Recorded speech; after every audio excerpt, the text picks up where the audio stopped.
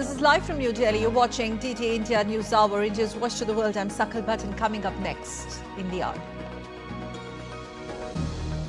Iran goes to runoff elections on Friday after no presidential candidate secures more than 50% of the votes.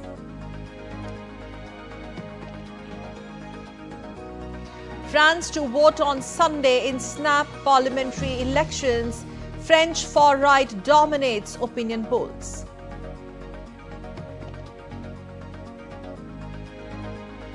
US presidential campaign heats up further. US President Joe Biden makes his intentions clear to defeat Republican rival former President Donald Trump, while Trump takes several jabs at Biden's performance during the Thursday night debate. Russia decides to resume production of short and medium-range nuclear-capable missiles after United States move to deploy such weapons in both Europe and Asia. India rebuild innings after early jolts in ICC Men's T20 World Cup final against South Africa at Barbados. Akshar Patel and Virat Kohli in repair job for men in blue.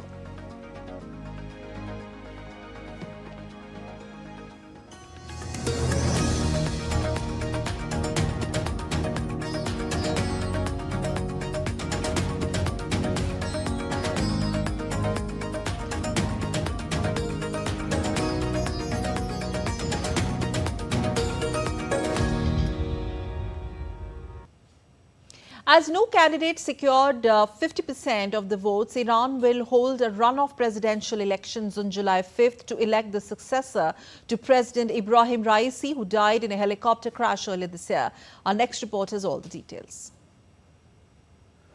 Friday's presidential election registered a historic low turnout ever since Islamic Revolution gripped Iran in 1979.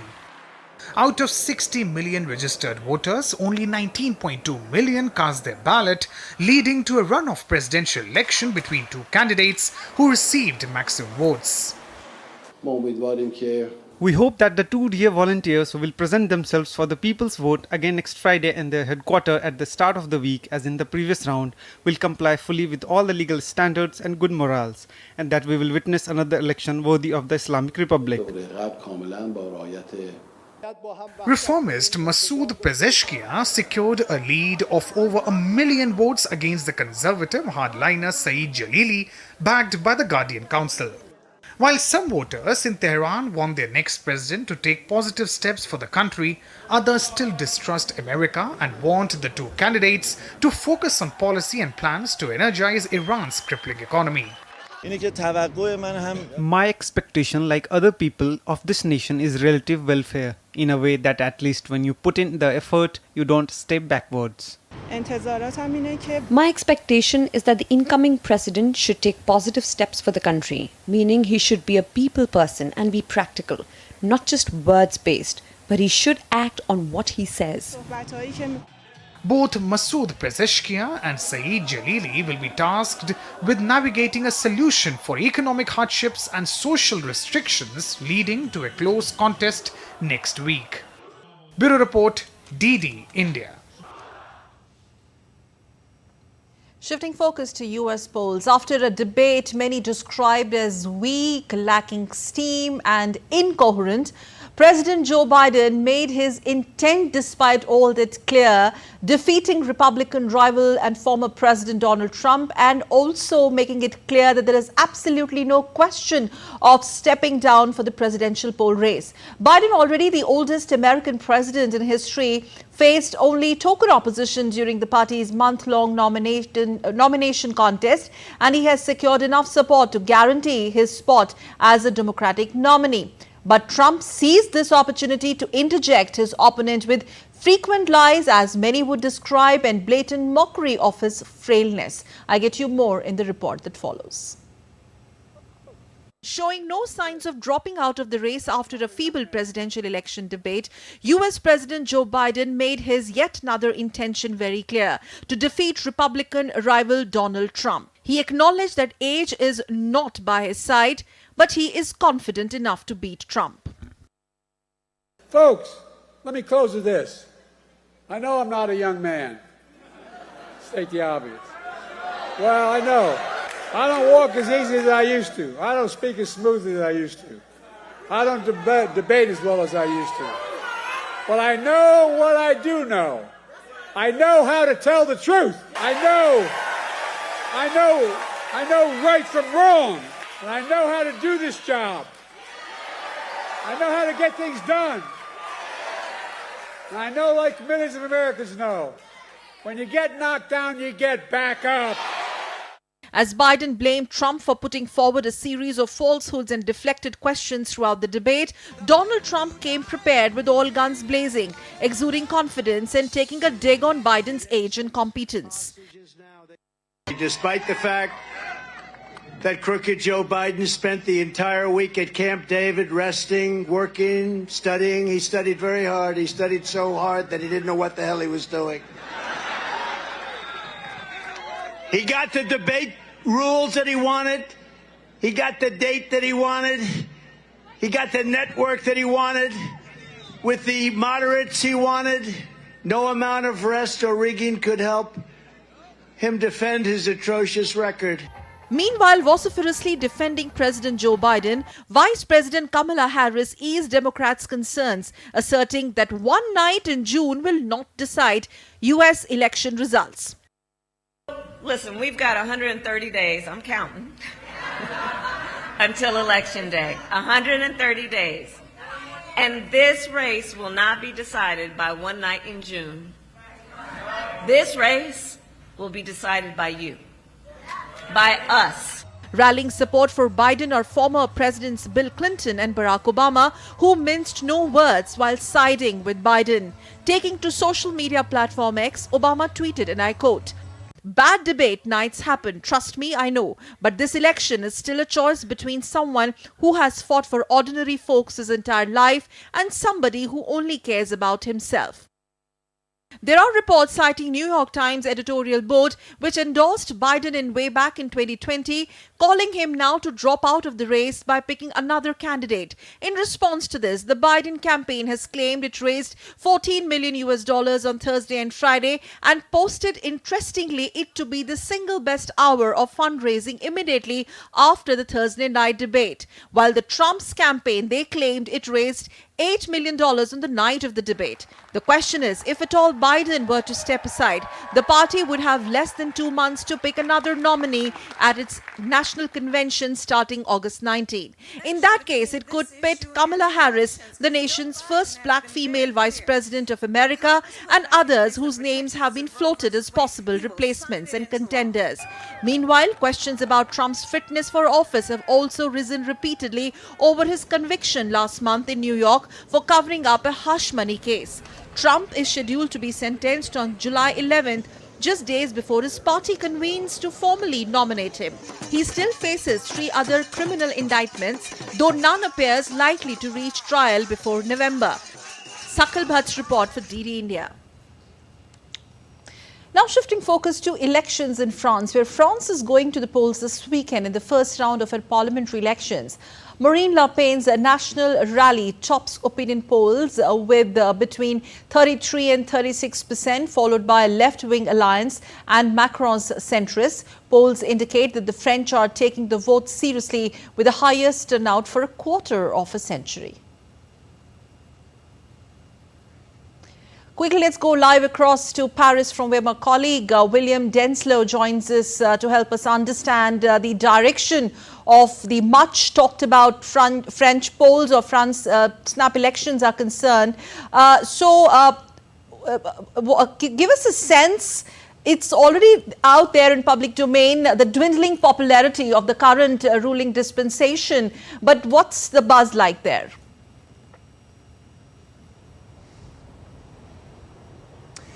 Well, there's certainly an element of scrambling for all the political parties, for the public to get their heads around this election. It was one that many were not expecting just a month ago.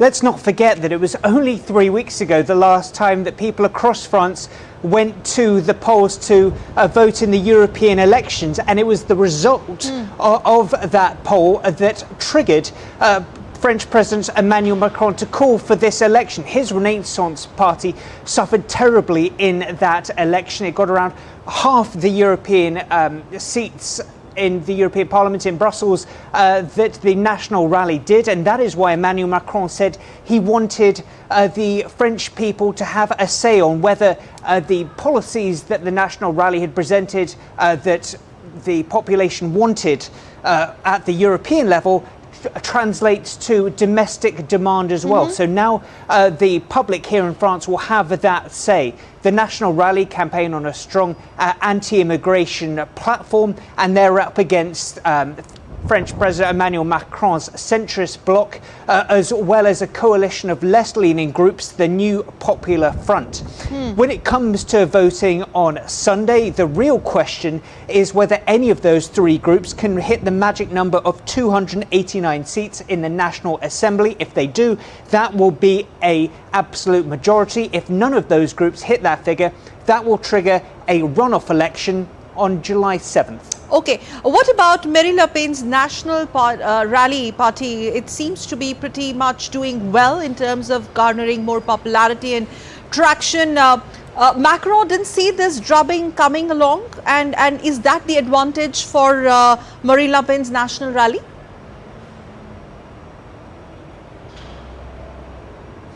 Well, this is a huge gamble from the French president, essentially trying to take political parties off guard by calling this snap election. And by analysts, they're saying this is a huge test, not only for his party and his ability to rule as president for the next couple of years, whether we'll see somewhat of a lame duck session if there's an opposing prime minister in contrast to his policies for the next couple of years, but whether this will have a major impact on the French president's legacy going forward. So that'll be a huge question and a huge gamble in the minds of many analysts, many political observers here in France.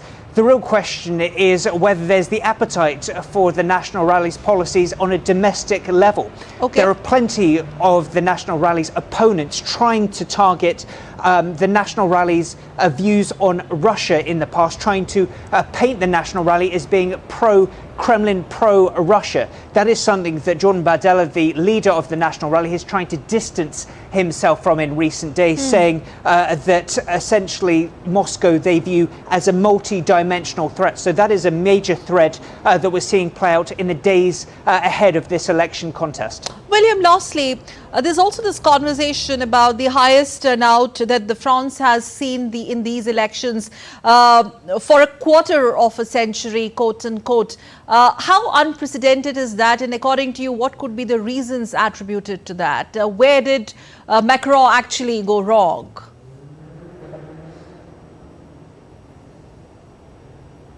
Well, it'll be very much remains to be seen whether Emmanuel Macron or whether this was a masterstroke from the centrist, from the leader of the Renaissance group.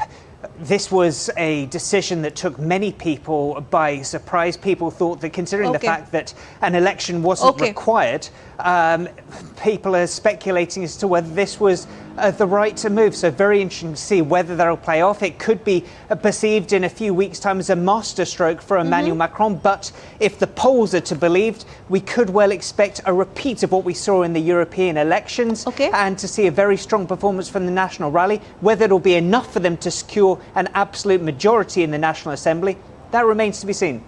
Nevertheless, a very tight and precarious walk for Macron as of now. But Williams, Danslow, thank you very much for joining us live from Paris. Thank you. And still to come on DD India News Hour. Coming up next, this is what we have for you. Elections again. This time we talk about UK. UK is just days away from general election. Polls suggest Keir Starmer ahead in the race.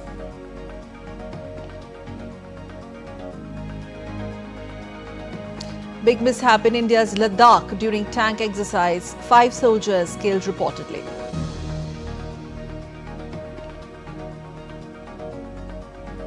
India's Prime Minister Narendra Modi to share his thoughts in radio address Mann Ki Baat on Sunday.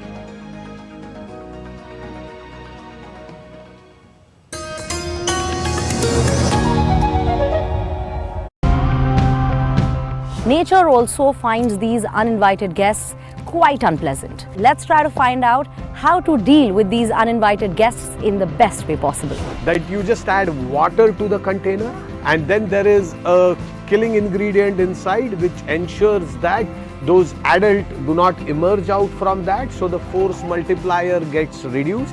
The red fire ant. We need to take immediate action to prevent it from spreading further, so we can keep the red fire ant under control. The damage to agriculture is massive. We're looking to develop pest control techniques that can be used on a large or small scale and on different plants.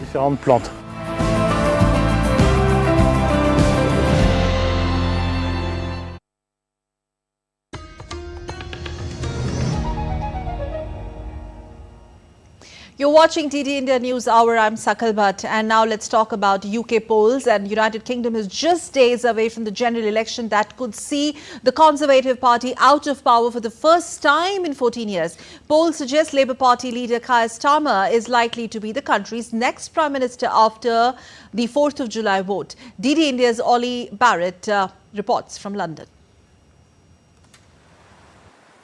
All of the polls currently point in one direction ahead of the UK's election. So it looks at the moment as if Labour will win and win easily. That's not to say a win is guaranteed, but Rishi Sunak's Conservatives, in power in one form or another for 14 years, have struggled to eat into the Labour polling lead. So in the days after the election, Keir Starmer could be forming a government with a significant majority here at Parliament. That would bring huge opportunities for the centre-left party, but also huge challenges.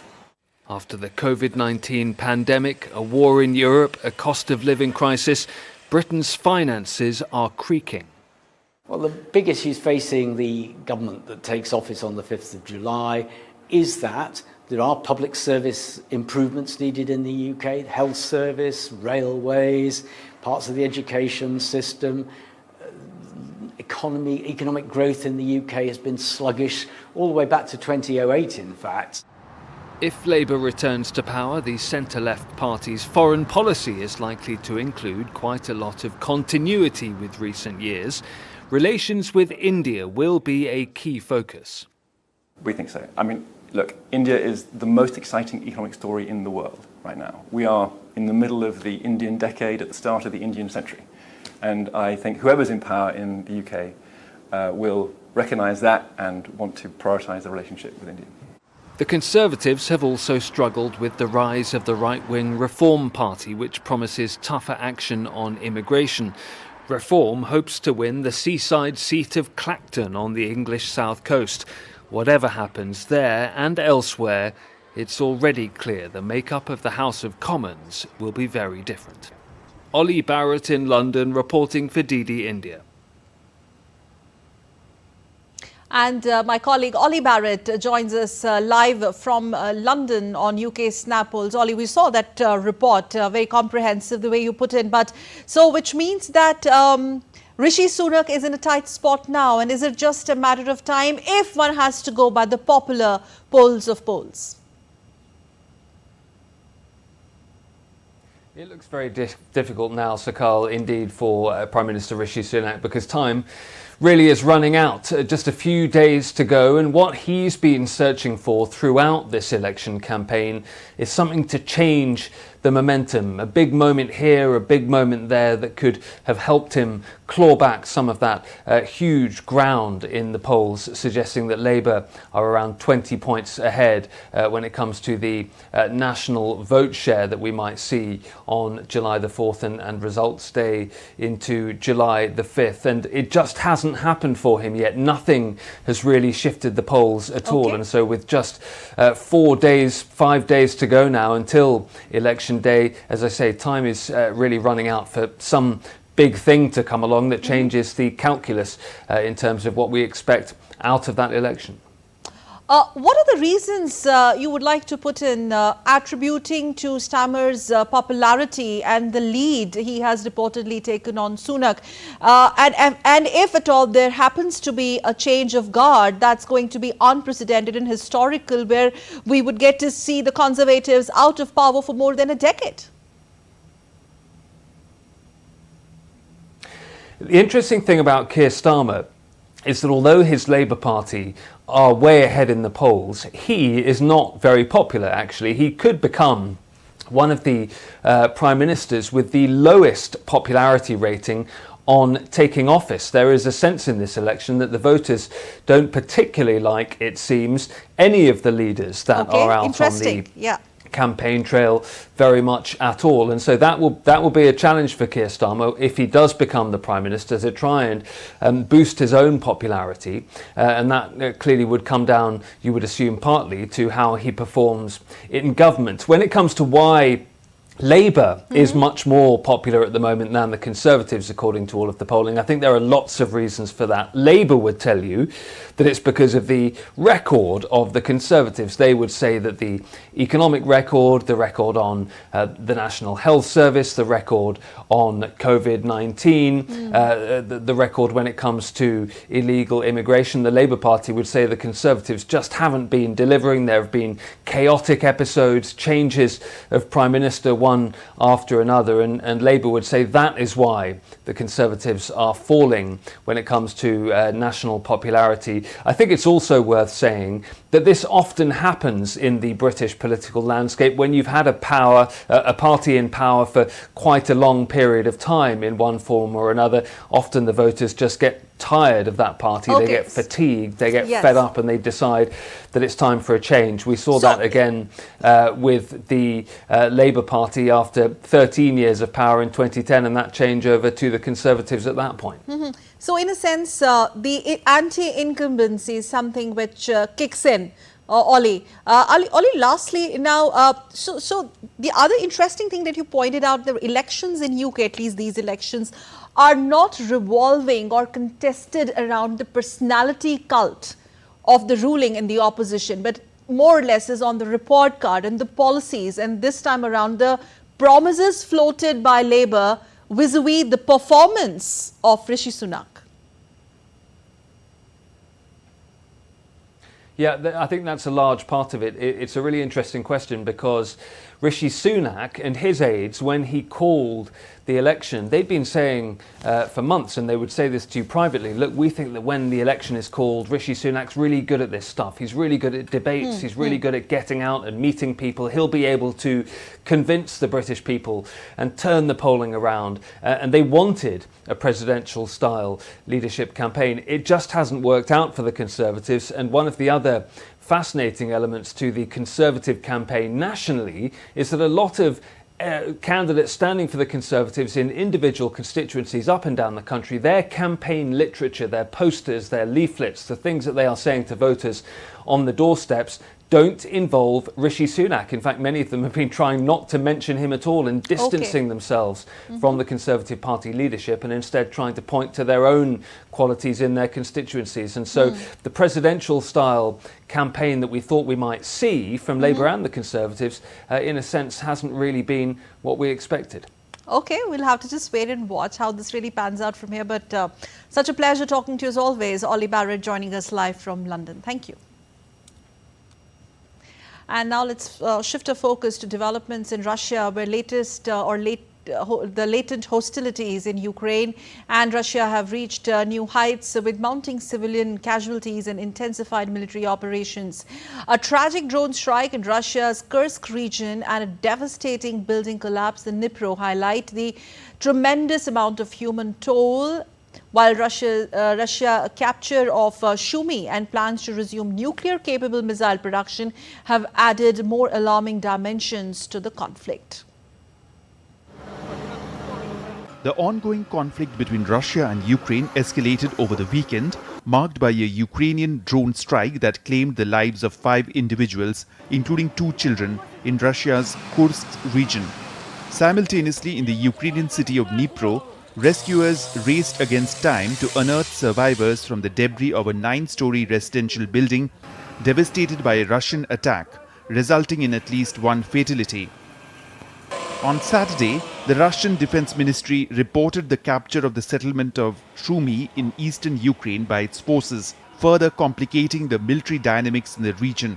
While in a significant development, Russian President Vladimir Putin announced plans to recommence production of short and intermediate range nuclear-capable missiles. Putin cited the United States' deployment of similar weapons in Europe and Asia as justification for this move, exacerbating concerns over nuclear proliferation. We need to start manufacturing these strike systems and then, based on the actual situation, make decisions about where, if necessary, to ensure our safety, to place them. Meanwhile, on Friday, the United States, alongside Britain and France, confronted Russia at the United Nations Security Council, accusing Moscow of violating an arms embargo on North Korea. They accused Russia of utilizing missiles and munitions sourced from Pyongyang in its ongoing military operations against Ukraine.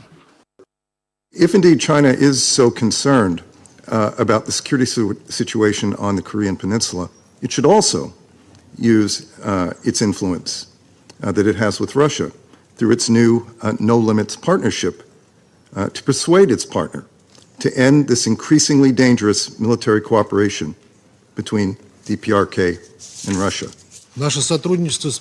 Our cooperation with Pyongyang is exclusive, constructive and legitimate in nature, and this is exceptionally important. It does not threaten anybody, unlike the military activity of United States and their allies.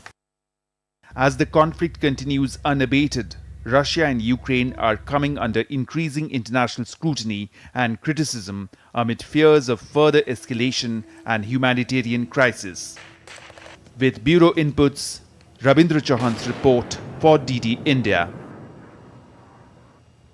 And now updates from the Israel-Hamas conflict zone. On Saturday, smoke rose across the Israel-Gaza border as the conflict in Gaza entered its 8th month now. Israeli tanks have recently advanced into the multiple districts of Rafah, maintaining control over the entire borderline with Egypt and Rafah crossing. This comes after Hamas-led militants stormed southern Israel on October 7th last year, resulting in the deaths of around 1,200 people and the seizure of more than 250 hostages. India's Prime Minister Narendra Modi will share his thoughts with the people of the country and abroad during the Mann Ki Baat program on Akashvani, that's a national radio broadcaster, at 11 a.m. IST on Sunday. It will be the 111th episode of the monthly radio program. It will also be the first episode after Prime Minister Modi assumed charge of the Prime Minister for the third consecutive term. The program will be broadcast on the entire network of national radio broadcaster Akashvani and national television network Doordarshan, All India Radio news websites and News On Air mobile applications as well. And now let's take a look at other stories making news around the globe.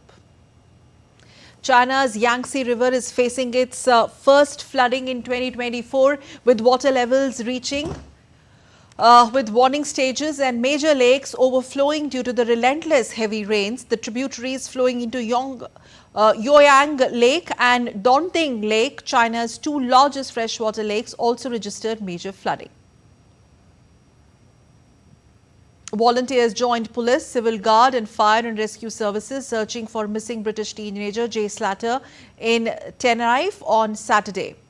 Dozens of police officers and rescue teams have been searching since Wednesday in the steep valley located on the Canary Islands west coast using dogs, drones and a helicopter. An attacker who fired a crossbow at a police officer guarding the Israeli embassy in Belgrade was shot and killed on Saturday. The policeman is in life-threatening condition and is undergoing surgery. The police officer was hit in the neck with an arrow and fired several shots at the attacker, killing him. The Tour de France started in scorching temperatures in Florence in Italy on Saturday. Riders and spectators looked to cope with the heat as temperatures for this 206-kilometer ride from Florence to Rimini were expected to reach the high 30 degrees centigrade. And still to come on DD India News Hour. Coming up next, US presidential campaign heats up. President Biden makes intention clear to defeat Republican Donald Trump, while Trump takes several jabs in Biden's performance, including his age. Indian Navy destroyer INS Ranveer arrives in Chittagong in Bangladesh on a goodwill visit.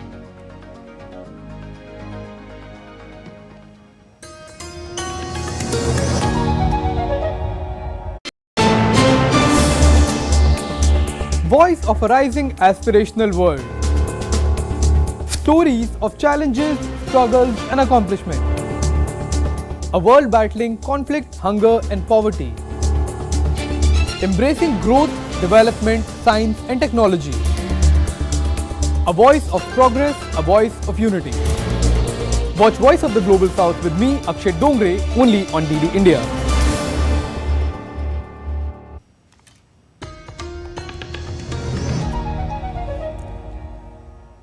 You're watching DD India News Hour. Welcome back. I'm Sakal Bhatt, and before we move on, here's a look at the headlines at this hour. Iran goes off to runoff election on Friday after no presidential candidate secured more than 50% of the votes. France to vote on Sunday in snap parliamentary elections. French far-right dominates opinion polls.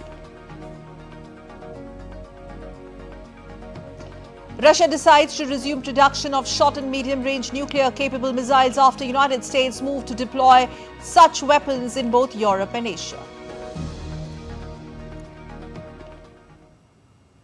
Going back to our top story on US presidential polls, and after a debate many described as weak, lacking steam, and Joe Biden was incoherent, but at the same time, the current president of United States of America making his intentions clear that he would defeat Republican rival Donald Trump, and there is absolutely no question of him stepping down for the presidential poll race, despite pressure building up from several quarters for him to step down. So what is the direction of these US presidential polls, and is it a contest or a no contest?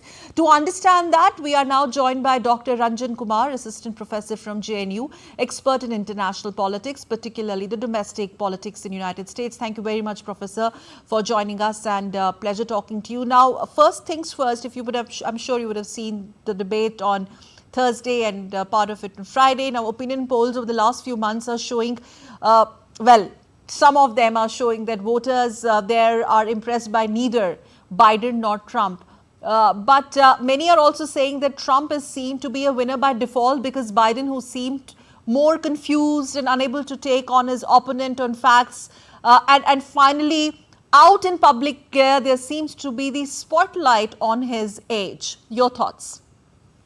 Thank you for having me here. This was very, very interesting debate, and some of the people thought that this would be the rerun of the previous debate which happened in 2020, and which was which turned into a chaos. But the debate in itself was very well managed. But the problem is that the Democrats had requested for this debate, and they thought that they can probably dispel the notion of the issue related to Biden's age and his fading memory. Unfortunately, that Biden could not do. The star question of the night during the debate was whether Biden can continue for the next 4 years. That was the kind of doubt that most of the people had in mind, and especially the people who had not decided. As you know, American society is very polarized, and the people are there are committed voters of Republican as well as Democrats, but there is still a big number of people, around 5 to 10% people, who are not decided. And it was expected that probably Biden would succeed in convincing those undecided floating voters that he can perform. He has the mental alacrity with the way he performed in the previous election, etc. But that notion was not dispelled. Number one. Number two, some of the arguments, the softball questions which were thrown by the moderators, he could not handle that. The second important thing was that he should have trapped this Donald Trump on the issue of conviction. He also could not do that, and as a consequence, people know Biden and Trump. The entire world knows about the policy, programs, etc. So this debate between the two leaders was not about identification about the policies. It was primarily about whether Biden can perform for the next 4 years, and whether this Donald Trump can face difficulty if he goes to jail, for instance. Was Biden And why, if at all? He looked absolutely unprepared. He could have taken Trump head on the conviction and hush money case. What do you think went wrong there? I think, that he was probably overprepared. And the reports that I have that, if you're overprepared and if you know too many facts, then in the process of debate, you start recollecting the facts. And with the fading memory and the kind of age as a factor, he could not collect the fact. He tried to be very factual because he wanted to distinguish himself from Trump, and he was factual. He lost the track in between. And he, in the process, because his articulation was an issue, his eye movement was an issue, and he was forgetting a lot of things. So he was very unconvincing in the process, and Trump took complete advantage of that. But the people do not know Trump for being factual, for being being correct on all the issues. He is known for his rhetoric. He is known for his sweeping generalization. He is known for denigrating the character of the rival. And peddling lies, quote unquote. That's how the American media is openly talking about. Absolutely. Trump is known for his false claims, and when the fact check was done just after the presidential debate, many of the charges which were made by Donald Trump against President Biden, that was false. Those charges were false. For instance, on the issue of social security, on the issue of Palestine, on the issue of other some of the facts, he was completely wrong. But the Republican supporters will not judge Trump on the basis of that. Republican supporters, they know that Trump is that kind of person. But the fact that Biden could not convince the voters that age is not going to be a factor, the fact that he could not besiege Trump on the issue. Is this also, having said that, Professor, is this also a perception war for both sides? Is age, no matter, Joe Biden has made his intent very clear that come what may, he is not going to step down. There are speculations, what if he does, then you have Kamala Harris and plus 2-3 more. But then if in case he doesn't, then it's a no contest, many would say, where Trump is already a winner by default. Trump was, according to most of the polls, Trump was already leading by a small margin.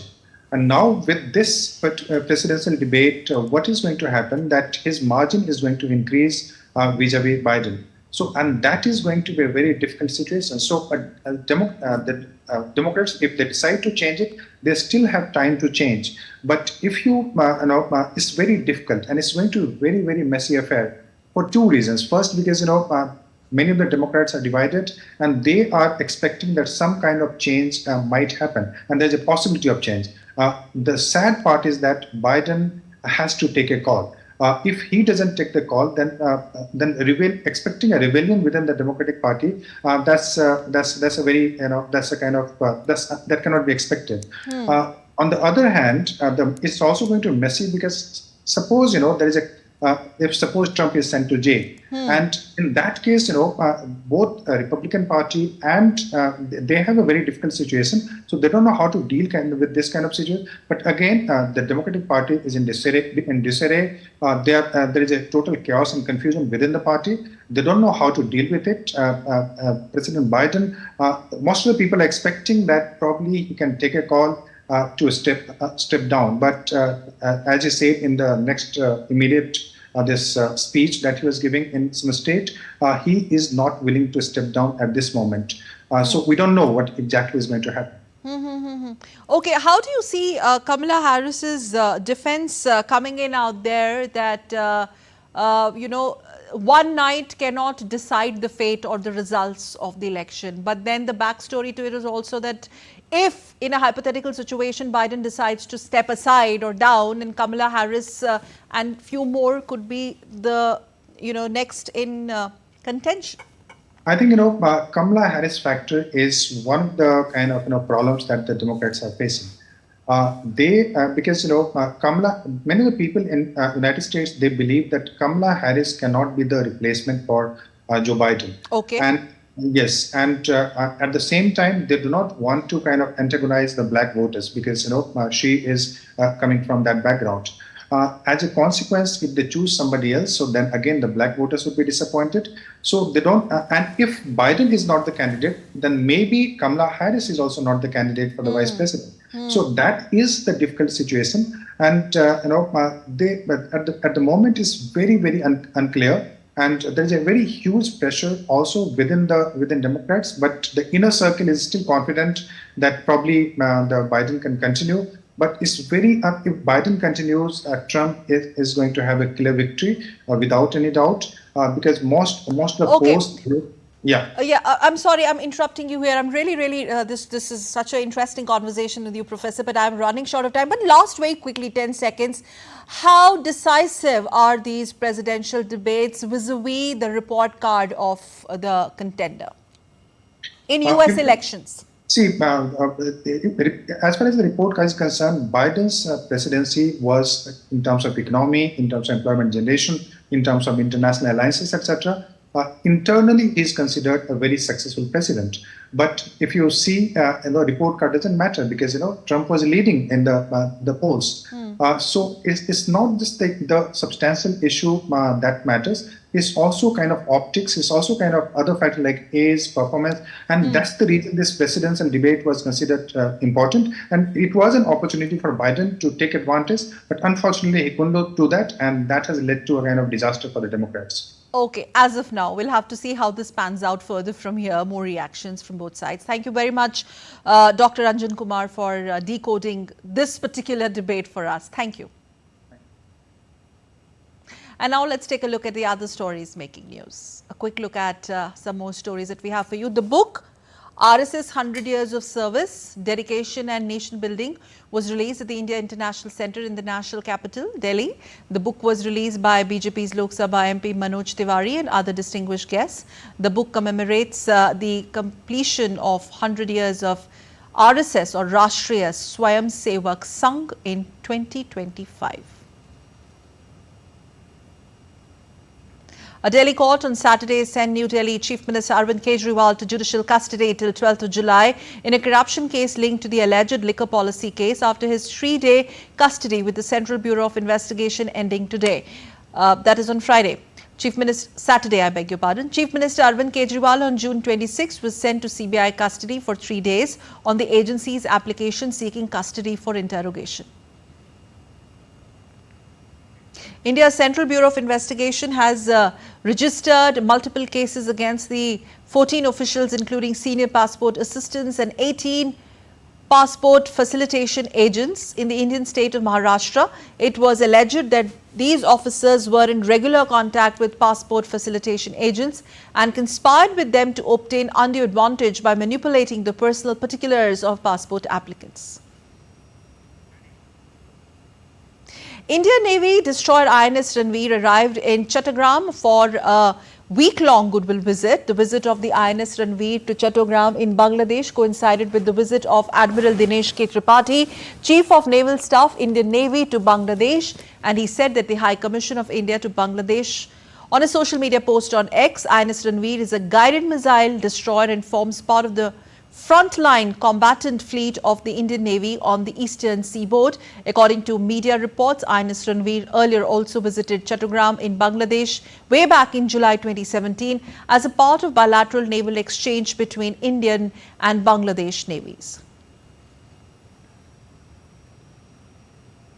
Well, Titan, which is one of India's leading lifestyle companies, has decided to set up a factory in Narayanganj near Dhaka in Bangladesh through a joint venture with a local enterprise named Rhythm Group to manufacture and market products in Bangladesh for its flagship jewellery brand Tanishq. A state-of-the-art manufacturing facility for Tanishq's exquisite jewellery will be established in Meghna Economic Zone in Narayanganj in Bangladesh. The jewelleries produced in Bangladesh will not only meet local demand but also be exported to Tanishq's 450 outlets in India and other countries, thereby generating employment opportunities in Bangladesh. National resources should rest with the nature. Keeping this notion in mind, wildlife conversationalist Manoj Gogoi in the northeastern state of Assam has rescued many wildlife species and provided shelter to them. Manoj has been involved in his work since 2005. He's a wildlife conservationist. He rescued injured birds, animals, reptiles, provides them with treatment and releases them back in nature once in good health.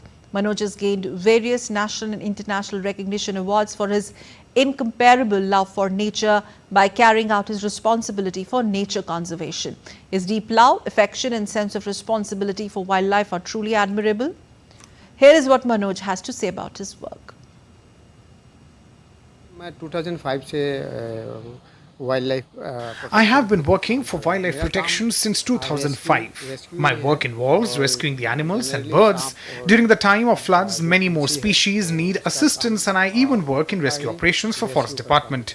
So far, I have rescued almost 6,000 plus lives that include 90 species of birds, 31 species of reptiles, 21 species of mammals. I even worked to create awareness about snakes to the locals who earlier, due to lack of information, used to kill them. In the current month itself, I rescued and provided shelter to around 22 species of reptiles and birds. I get a lot of assistance from the Forest Department. I feel good about my rescue work, as all lives matter, big or small, are saved by the help and support of people, Forest Department, NGOs and so on. 21 species of mammals. Still to come on DD India News Hour. Coming up next, India sets a target of 177 for Protea South Africa in T20 final, and more updates from Barbados.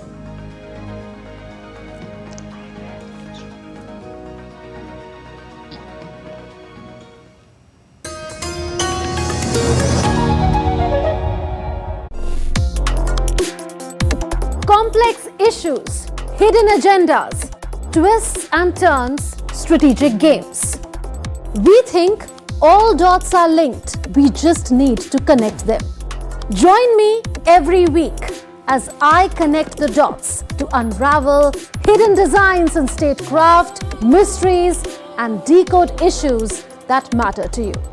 Watch Connecting the Dots with me at these times on DD India.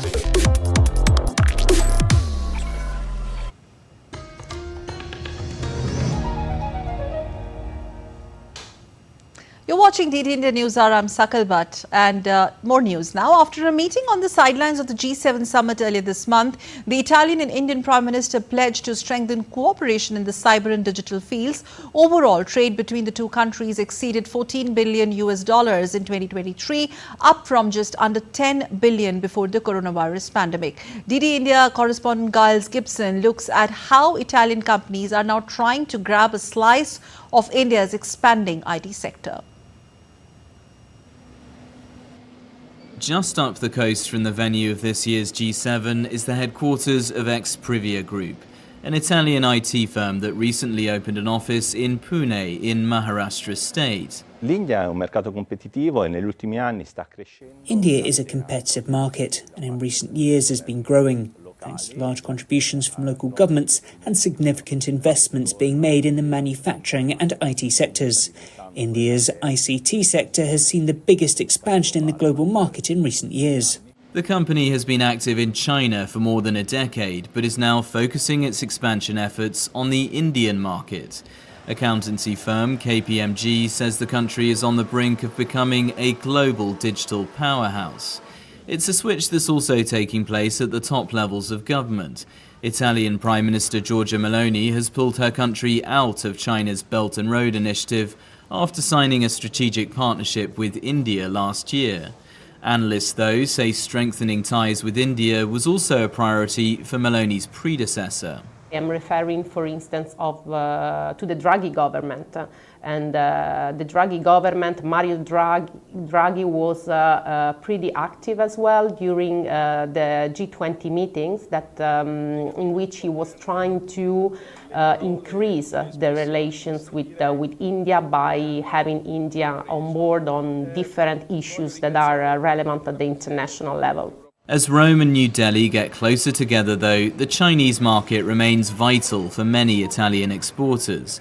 Luxury brands such as Gucci and Prada have taken advantage of rapid growth in China over the last few decades, although the curve is starting to flatten off. Just like the IT sector, the rising demand for luxury goods amongst India's expanding middle class represents a fresh opportunity for Italian brands. For now, Italian trade policy is really a balancing act. Just after she met with the Indian Prime Minister on the sidelines of the G7 summit, Giorgia Meloni also announced that she'll be travelling to Beijing for an official visit in the coming weeks. Giles Gibson in Rome reporting for DD India. And you're watching DD India News Hour. Time for sports news. And up first, we're going to talk about T20 ICC World Cup.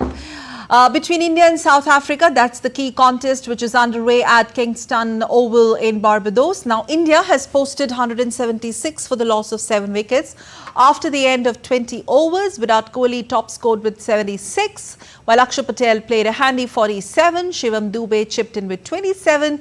Earlier, India's skipper Rohit Sharma won the toss, elected to bat against South Africa. India started their innings on a positive note but lost 2 early wickets in the 2 overs itself. Keshav Maharaj dismissed both Rohit and Rishabh in the second over. Kagiso Rabada then trapped Surya Kumar Yadav in the 5th over to increase trouble for the 2007 champions. Kohli then joined hands with Akshar Patel and stitched a solid 72-run partnership to rescue Team India. Well, India are playing their 3rd finals of the T20 World Cup with their last appearance in 2014 edition. They have won inaugural edition in 2007 under the leadership of MS Dhoni. Narayan, my colleague from Newsroom, joins us live. Narayan, are you disappointed with the total? This could have easily touched 200, but then those dismissals in the very second over. Nevertheless, now a lot depends on our bowlers. Definitely, initially it was looking like that when India's 3 wickets fall early in the form of Rohit Sharma, Surya Kumar Yadav and Rishabh Pant, and India was 34 for the loss of 3 wickets. But at that point of time, it was looking like that India will get shot. But the way our middle order bounced back and Akshar Patel along with Virat Kohli played a flamboyant knocks and helped India to achieve a respectable target of 177 against South Africa. Definitely, we can say that it is a defendable target on the summit clash like the T20 World Cup final. And the most important thing of this Indian team is that it is not dependent too much relying on the top order, especially the Virat Kohli and the Rohit Sharma. In the past in this tournament also, we say when Virat Kohli and Rohit Sharma went early in the match against Bangladesh, when Virat Kohli throughout the tournament he was not up to the mark, but in the final match he played we can say that a good knock for the India that helped the India to set a respectable target against a tough opponent of this tournament. All in all, we can say that if Indian bowlers stick to the plans and play to their potential, definitely it's going to be tough task for South Africa in this match. Yes, but both teams have had a stellar unbeaten run in the tournament, finishing first in their respective groups. Now, we cannot really but not take the opponents seriously. Definitely, we know that as you mentioned that South Africa was one of the most successful team in this tournament along with India. Both the teams were unbeaten so far in the tournament, but we know that the South Africa struggles in the knockout stages of the tournament after the wait of 32 years and 7 failed attempts. First time they were in the finals of the major ICC event. So this shows that in the crucial juncture of a tournament they may, we can say that, stumbled. In this tournament also we saw that in between the matches they were choking, but finally they managed to win the matches, especially against the Nepal where they lost the match by 1 run, and against Bangladesh they won the match by a margin of 4 runs. The slim margins were there, but they managed to be unbeaten in this tournament. But especially in this tournament they will try to shed their chokers tag also, because we know that they will try to just get rid of that thing. But you know, here South Africa, Proteas, I'm sure they realize that they are pitted against a formidable team like India. But Narayan, lot will now depend on the pitch. Definitely, pitch matters, but the way it played out against India after India lost few early wickets, it was not too much demons inside the pitch. It all about how the batsmen apply themselves. If you take a look, the Akshar Patel's inning, he was run out, but the way he managed to play shot, definitely, I don't think the pitch will play too much role. It's all about the batsmen. It's all about how the team takes the nerves in a summit clash. It will all about the how you take the match, how you assess the condition, especially the Indian team, the kind of spinners we have, and we have a bowler like Jasprit Bumrah, who is we can say that added advantage to team India. Definitely the way we throughout the tournament we saw Akshar Patel in the bowling department too. He played especially against the match against Australia, where India was in trouble. It was looking like that Australia was easily chased that target. Then Akshar Patel comes to the party and he helped to control the break in that match. No, but 177 is not really a tall order in terms of the way we've seen T20 matches so far. I think we're getting some breaking news also. If it's possible for you, I think India has scalped its first wicket. Maybe my producer can brief me on that big breakthrough if it has come for Team India bowlers. Talking about now, the bowlers have a task cut out for them, and all that Team India bowling department. Yeah. So, do we have a good news? We just need to scalp good wickets. About Jasprit Bumrah, and Jasprit Bumrah took the wickets of the opener. It is a hand-raise for the 4 runs, and we know that we were talking. He is an commodity that India enjoys right now, and throughout the tournament, his economy, the kind of we can say that breakthrough he gave India throughout the tournament, definitely it's going to be an upper hand for India, considering the 177 is a good total on this pitch and a respectable one. And if Indian bowlers play to the potential, definitely it's going to be a tough task for the South Africans. Okay, Narayan, before I leave you, so I was just trying to make that point that all we need is early breakthroughs and try to choke the batting side. That's what we're looking at, scalping early wickets, and India's got its first major breakthrough in early overs, right? Definitely, as you mentioned, it's the key to the success. If you take early wickets, definitely the South Africans, as we know that we were mentioning that throughout their cricketing history, they choked at the crucial juncture of the match, and after the long gap, they are in the finals of the ICC major event. So the crucial wickets will be very crucial for the India, and as they lost their opening wicket, we are hoping that if this momentum continues, it's going to be a Herculean task for the South African team. So India picks up its first wicket in the very first over, I think in the middle of the second over, 1.3. That's what I've been told, 7 for 1. But this is just the beginning. As of now, Narayan, you can go back to watching that game, and I need to wrap up this broadcast so that I join you there in the newsroom. Thank you for joining us. Well, that's all for you for this edition of DD India News Hour. But let us know your thoughts on the news of the day. For those on the go, you can get all the latest news and updates from India and across the world on the DD India mobile app. This app is available on both Android and iOS platforms. Scan the QR code on the screen to download now. We will be back with more news as it breaks here on DD India. I'm Sakal Bhatt from all of us here in Delhi. Thanks for watching DD India News Hour.